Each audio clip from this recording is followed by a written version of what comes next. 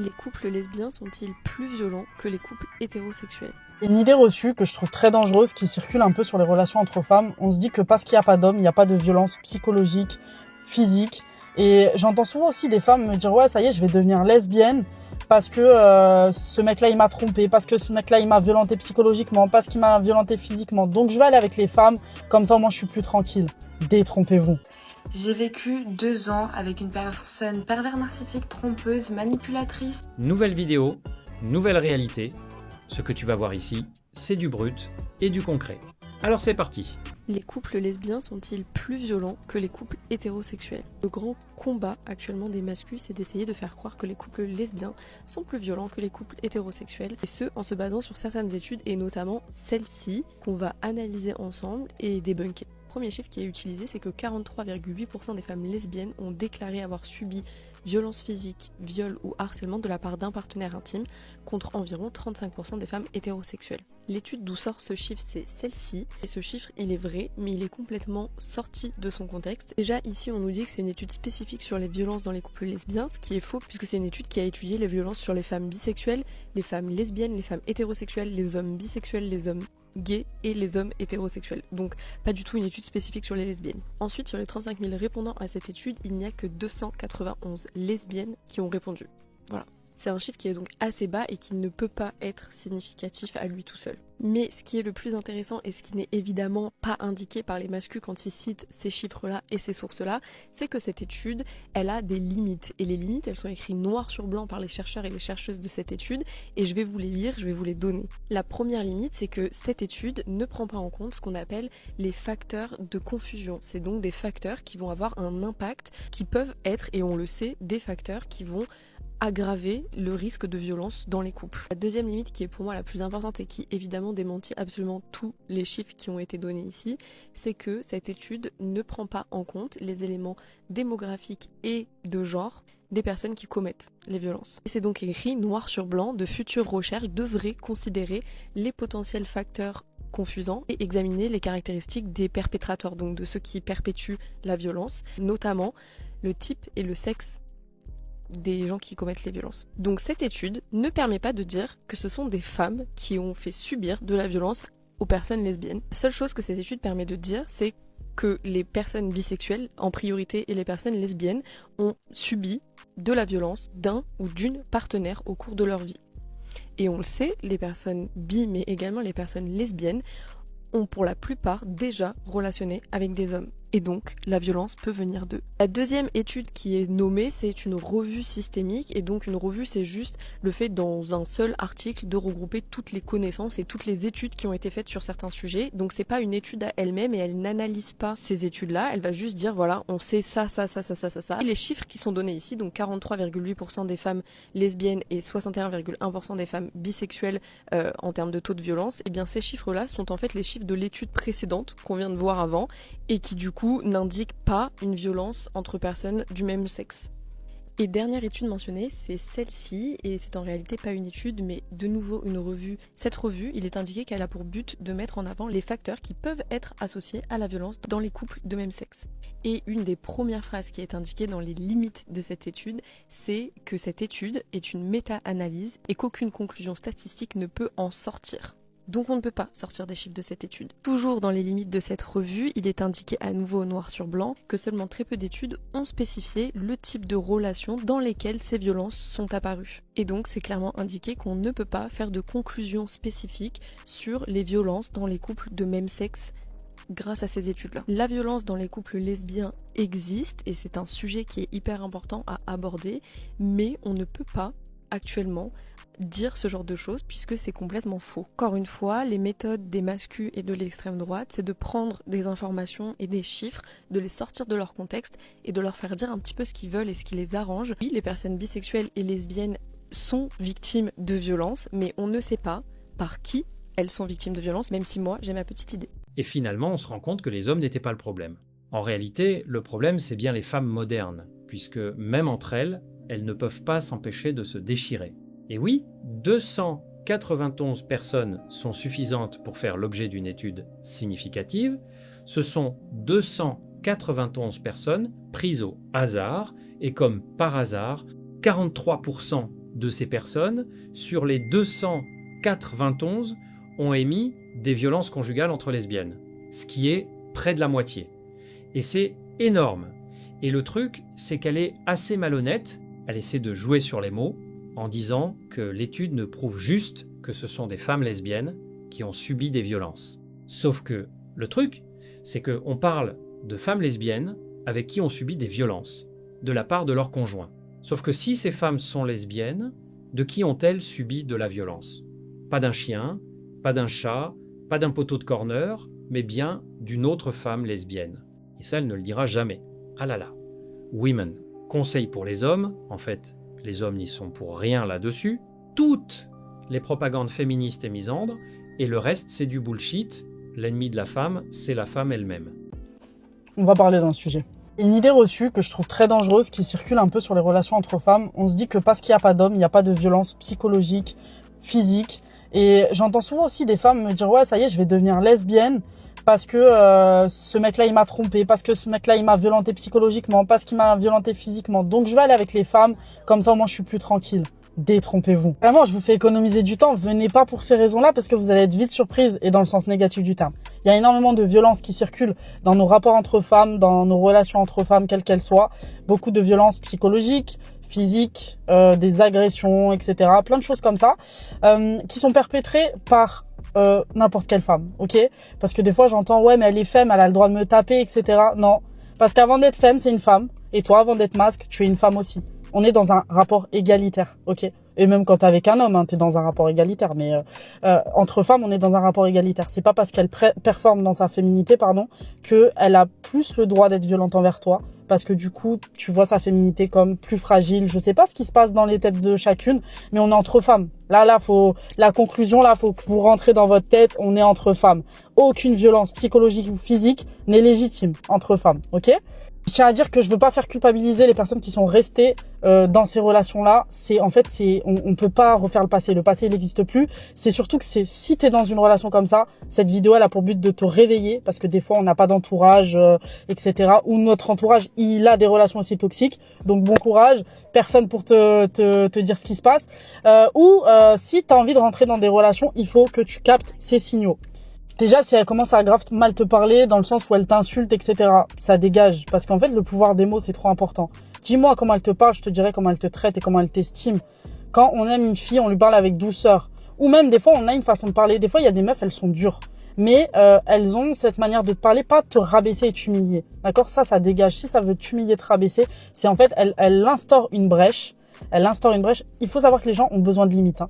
Et là, tu mets pas de limite. Elle instaure sa brèche et après, elle va rentrer dedans, royale, et elle va te détruire. Deuxièmement, les meufs qui vont faire des remarques, vous voyez, négatives. Genre, quand elle te parle, c'est que des trucs négatifs. Ah, j'aime pas ta robe. Ah, t'es trop grosse. Ah, tes cheveux, j'aime pas. Ah, mais tu sais rien faire. Ah, t'es nulle.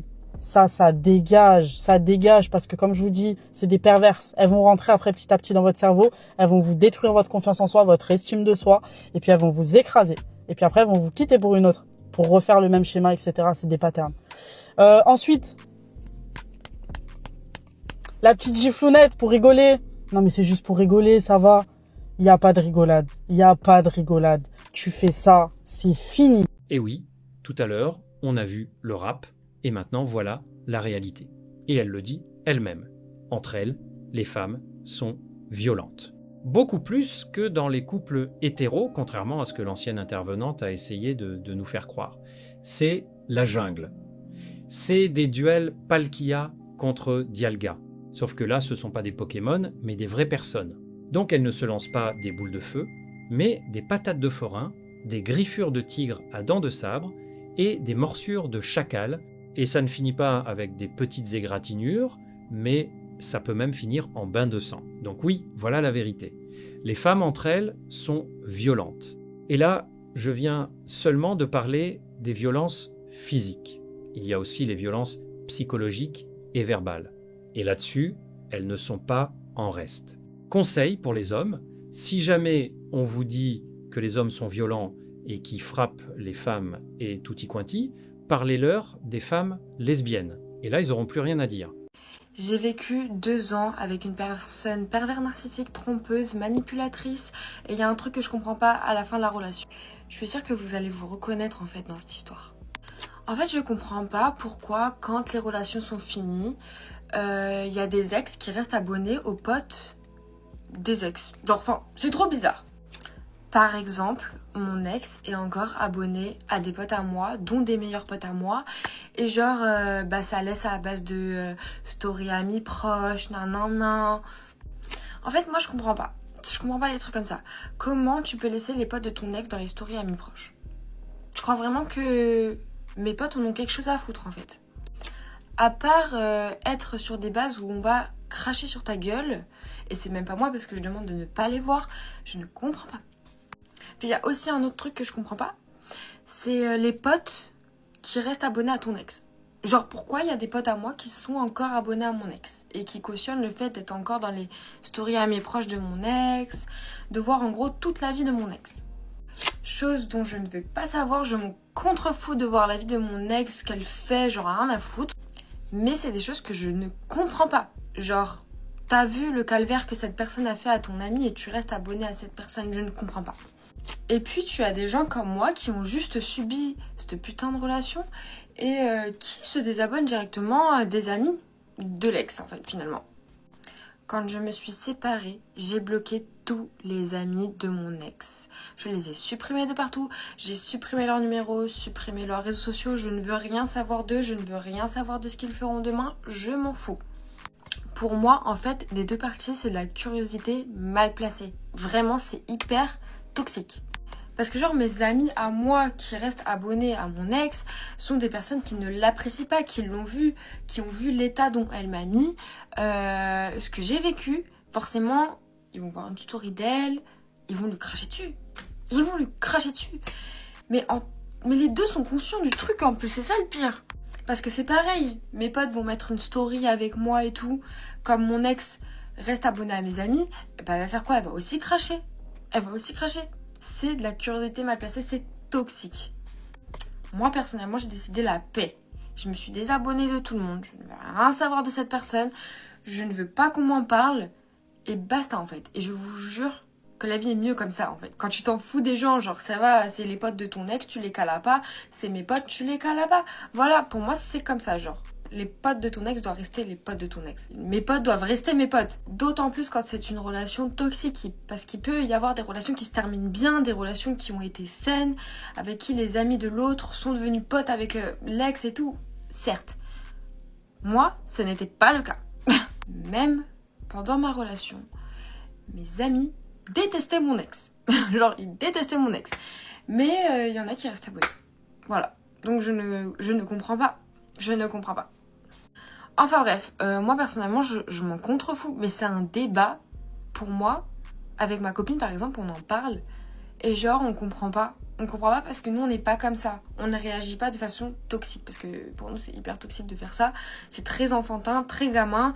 Et nous, on a passé le temps de ces bêtises. Mais par pitié, qu'en pensez-vous de ce que je viens de vous dire? Enfin bref, des bisous! Tiens. Je pensais que les pervers narcissiques étaient exclusivement des hommes et que c'était les grands méchants de l'histoire. Oh, comme c'est bizarre, on dirait que même entre femmes lesbiennes, là où, je le répète, il n'y a pas d'hommes, eh bien les femmes seraient plus maléfiques que Dio Brando. C'est bizarre, non? Je pensais que c'était les hommes qui étaient les méchants. Au final, non. On se rend compte que le pervers narcissique est un fourre-tout pour se déresponsabiliser et accuser l'autre de toutes les plus grosses ignominies que la Terre ait connues. Et peut-être que certains sont vraiment des pervers narcissiques, mais on voit que ce trait de personnalité n'est pas propre aux hommes et que des femmes aussi peuvent l'être. Les méchants ne sont pas les hommes, ce sont aussi les femmes. Je me dis beaucoup que le lesbianisme il passe souvent par l'amitié toxique et je m'explique parce qu'en fait les lesbiennes quand elles se découvrent souvent, enfin pas forcément les lesbiennes, toutes les femmes saphiques finalement, elles passent par des amitiés toxiques dans le sens où c'était tellement ambigu qu'il y avait des phases de flou total qui rendaient ça toxique. Dans le sens où, par exemple, avec une amie, il va y avoir des choses, des gestes, des bisous, des mains qui se tiennent, etc. Et parfois même de la jalousie qui se crée, qui vient dans la relation. Et en fait, comme on considère que elles sont très amies, non, c'est juste ma bestie de fou, et qu'on s'autorise pas à se dire oui, j'aime bien les filles en fait. Oui, en fait, c'est vraiment de l'amour. En fait, ça vient ternir une relation très belle entre deux femmes qui aurait pu donner quelque chose de super beau amoureusement, mais qui, comme c'est relégué à de l'amitié et que c'est pas pris au sérieux, bah ça vient complètement rendre ça toxique. Je sais pas si ça vous est arrivé, moi j'ai déjà eu des amitiés très parfois même obsessives, très passionnelles, etc. Et en fait, c'est juste que c'était moi ou l'autre qui ne pouvait pas exprimer son amour correctement et qui du coup souffrait. Et je pense qu'il y a beaucoup de femmes qui aiment les femmes qui se sont découvertes aussi à travers des amitiés, des meilleurs amis. Et souvent, j'ai beaucoup entendu parler de meufs qui rêvaient énormément de leur meilleur ami. Bref, voilà. Est-ce que vous êtes dans cette situation? Si oui, ne vous posez plus de questions. Auparavant, on a vu les relations, on va dire amoureuses, entre lesbiennes, les relations de couple plutôt, et maintenant on voit les relations amicales. Même en amitié, les relations entre lesbiennes sont compliquées, parce qu'elles n'osent pas se dire les choses entre elles, parce qu'il n'y a pas de communication. Le fameux manque de communication, qui est souvent reproché aux hommes, en réalité, non, les femmes ne sont pas de meilleures communicantes que les hommes, puisque même entre elles, elles ont du mal à mettre des mots sur ce qu'elles ressentent, et ne jouent pas franc jeu. Elles ont du mal à être honnêtes avec leurs sentiments, quitte à être toxiques entre elles pour éviter à se dire les choses. Et encore une fois, pas d'homme. Le grand méchant loup, le grand méchant homme, n'y est pour rien. Alors par contre, si vous êtes sensible ou autre, ne regardez pas cette vidéo-là, dégagez. Okay, voilà. Je vois souvent les vidéos genre bien sûr que, donc moi j'ai envie de le faire sur le sujet survivante et lesbienne. Tiens. Alors c'est pas pour se lamenter plus que ça, mais il y a des sujets quand même, il faut aborder quand même, hein, voilà. Donc survivante et lesbienne. Alors bien sûr, on m'a demandé si cela m'avait rendue bisexuelle. Alors survivante et lesbienne, on m'a dit que c'était une punition divine. Genre ça, c'est le travail de Dieu, quoi. Survivante et lesbienne. Alors bien sûr que je suis tombée sur une meuf qui, du coup frustrée de ne pas avoir mon petit biscuit, s'est dit tiens, et si je lui disais que j'espère qu'elle ira se faire re-agresser, voilà. Ah oui, on n'est pas exempt de nos rates, du coup, des grosses rates, des rates métisses cafards éventuellement. Ouais. Alors, survivante et lesbienne, bien sûr, on m'a dit qu'il fallait surtout pas en parler, parce que du coup, ça allait faire fuir toutes les meufs, et surtout, ça allait gâcher ma beauté. Et le spécial, alors, survivante et lesbienne, mais bien sûr que ça n'existe pas entre femmes. Sinon, à quoi bon d'être lesbienne?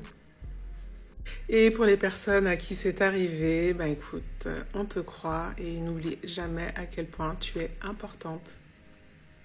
Et oui, on dit souvent que les hommes sont des prédateurs, des agresseurs et tout le reste, mais on parle rarement de ce qui se passe du côté des femmes. Et cette vidéo en est la preuve. Chez les lesbiennes, ce n'est pas mieux. Mais c'est beaucoup plus fréquent qu'on ne le pense, contrairement aux couples hétéros. Toujours pas d'hommes, mais toujours de la violence, jusqu'à aller même à l'impensable. La voilà la vérité, c'est aussi une facette des couples lesbiens. Et ça, personne n'en parle. On préfère dire les hommes ceci, les hommes cela, sans jamais regarder du côté des femmes. Mais chez les femmes, c'est pas mieux. Et pour finir, voilà le clou du spectacle.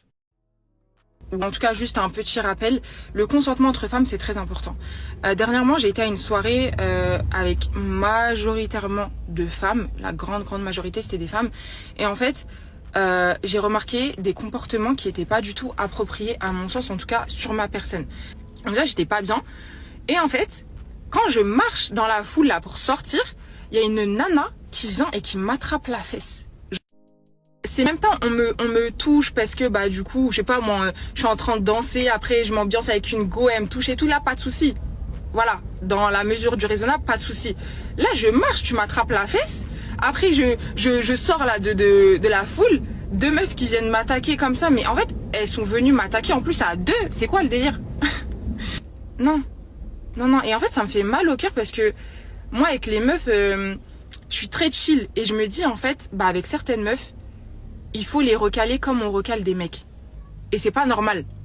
C'est vraiment pas normal parce que c'est censé être un peu plus safe. Bref.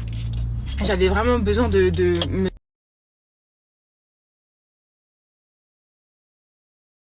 Si cette analyse t'a parlé, alors ne bouge pas. La vidéo qui s'affiche à l'écran en ce moment va sûrement te plaire. Clique dessus maintenant pour ne pas rater la suite. Reste lucide, on se retrouve de l'autre côté.